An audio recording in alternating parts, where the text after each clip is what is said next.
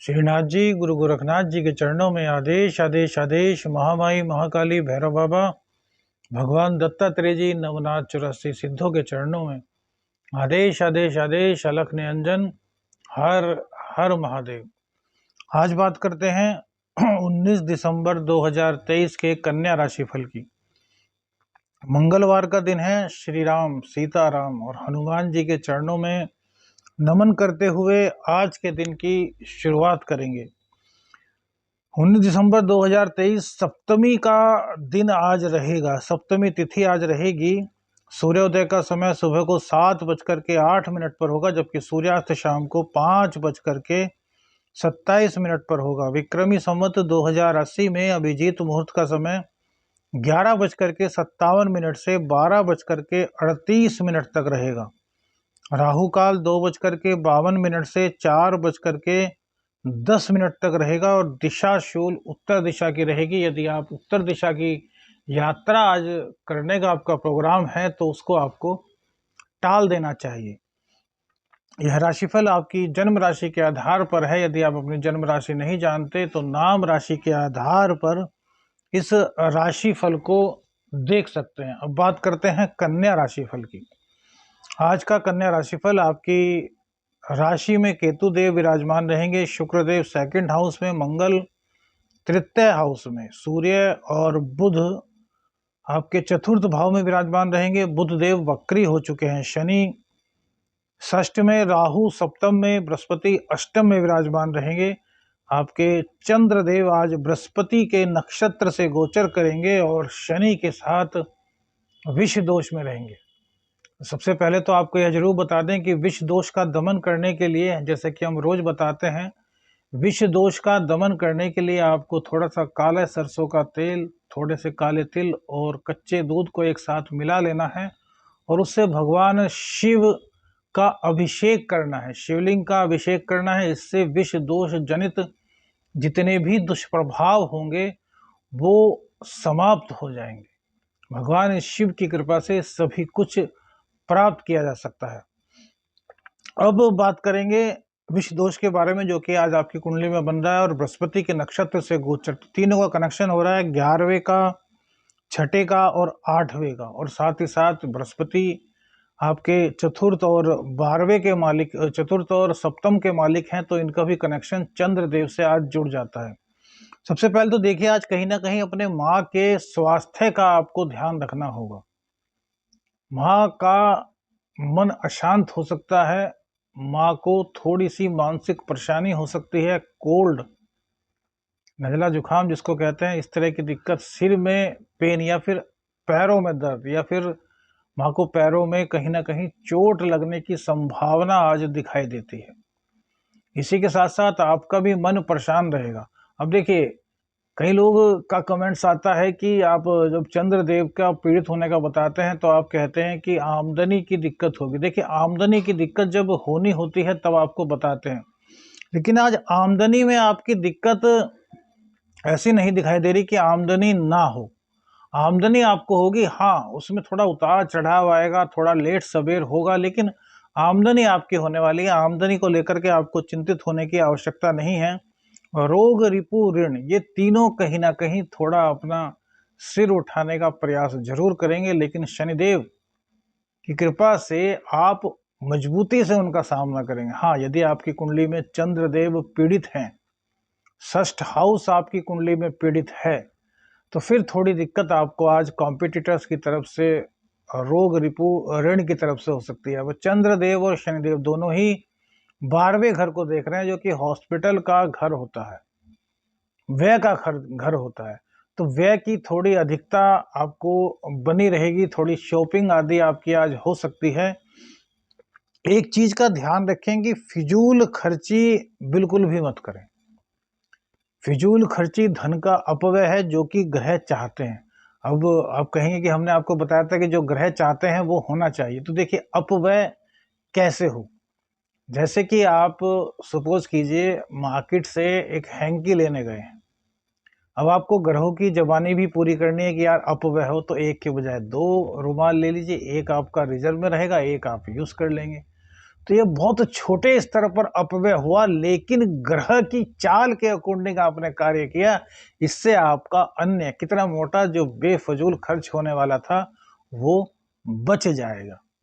ये सूत्र भैया कहीं नहीं मिलेंगे आपको, ये सिर्फ अनुभवों के आधार पर ही आपको मिल सकते हैं। जैसे एक दूसरी बात लीजिए कि आपके आज सपोज कीजिए गोचर के कारण कहीं पर बेमतलब में 1 लाख रुपए खर्च होने लिखे हैं सपोज, और आपको पता है कि यार मेरा अपव्यय होना है और बहुत बड़ा नुकसान होना है, तो आपको क्या कर देना है, आपको 100 रुपए अपव्यय कर देने हैं।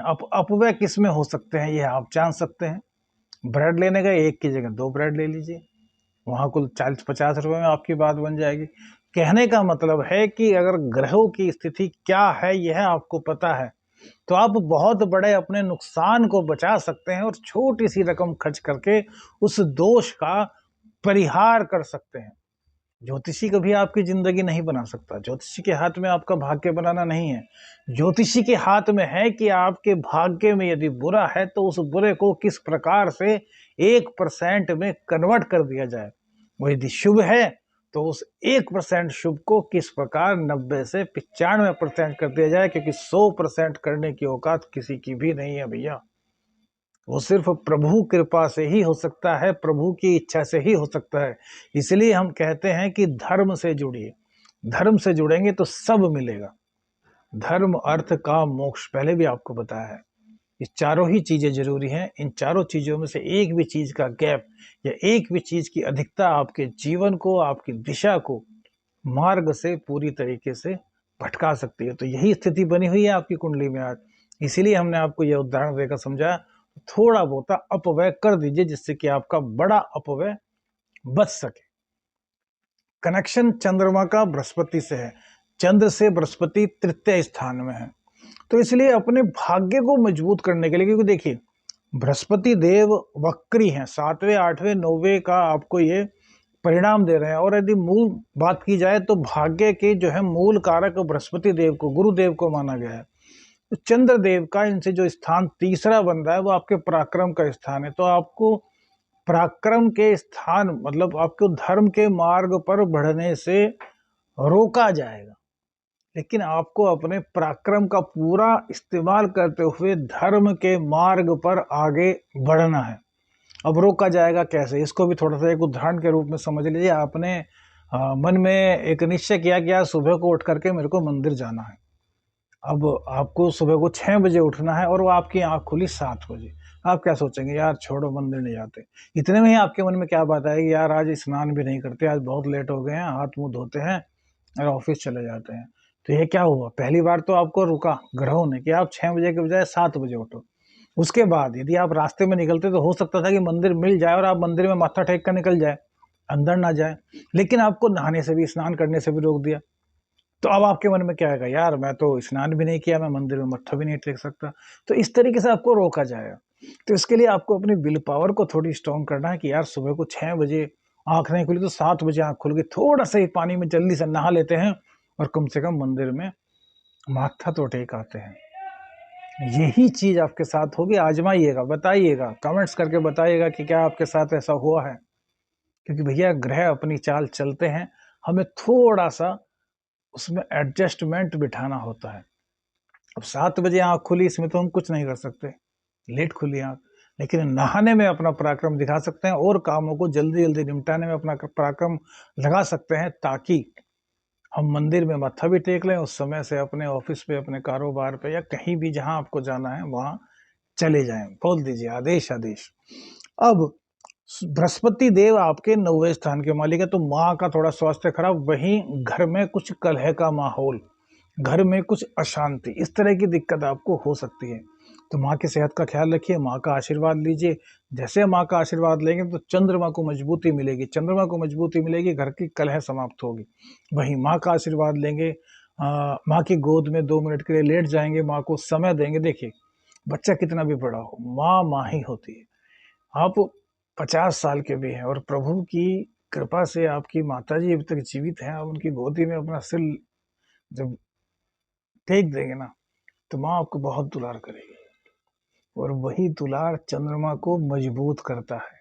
उसी से आपके सारे कार्य बनते हैं। चंद्र राशि, आपकी कुंडली कन्या राशि में चंद्रदेव बहुत बहुत बहुत ज्यादा इंपॉर्टेंट है। वैसे तो मेष से लेकर मीन तक सभी के लिए, लेकिन आपकी राशि में इसलिए क्योंकि ये आपके इनकम के मालिक हैं, और इनकम के मालिक सबको मजबूत चाहिए, सबको मजबूत इनकम चाहिए।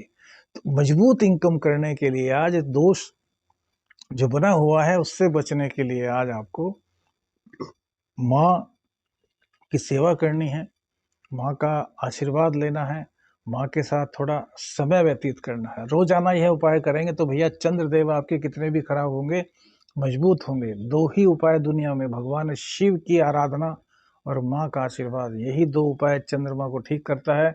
90% कुंडलियां उठा लीजिए, चंद्रमा पीड़ित मिलेंगे, कहीं राहु से, कहीं शनि से, कहीं त्रिक भाव में, कहीं अंधेर के, मतलब कहीं ना कहीं चंद्रमा को दोष होता है। क्योंकि आज हम अपने माँ बाप से अलग होते जा रहे हैं, अपने माँ बाप की नहीं सुनते। एक 20 साल का 21 साल का लड़का, 20 साल की 21 साल की लड़की अपनी 50-55 साल की माँ को कहता है कि आपको क्या पता मम्मी, मम्मी भी नहीं मोम कहते हैं, मोम। क्या कल्चर है, जिन्होंने पैदा किया आपको, आपके लिए अपनी पूरी जिंदगी लगा दी, उनको आप कहते हैं कि आपको मॉम कुछ नहीं पता, आपको डैड कुछ नहीं पता। पहले ही डैड कह रहे हैं, पिता को तो मरा हुआ कह दिया, मोम को मोम की तरह जमा दिया, माता पिता की कोई अहमियत ही नहीं। इसलिए आज की आने वाली पीढ़ी के जन्म से ही चंद्रमा पीड़ित दिखाई देते हैं। कुंडलियां उठाइए, देखिए आसपास, देखिए अपने घर में, देखिए चंद्रमा पीड़ित मिलेगा। सूर्य देव आपको आगे बढ़ने के लिए प्रेरित कर रहे हैं, राजनीति में आपके व्यापार को बहुत अप कर रहे हैं।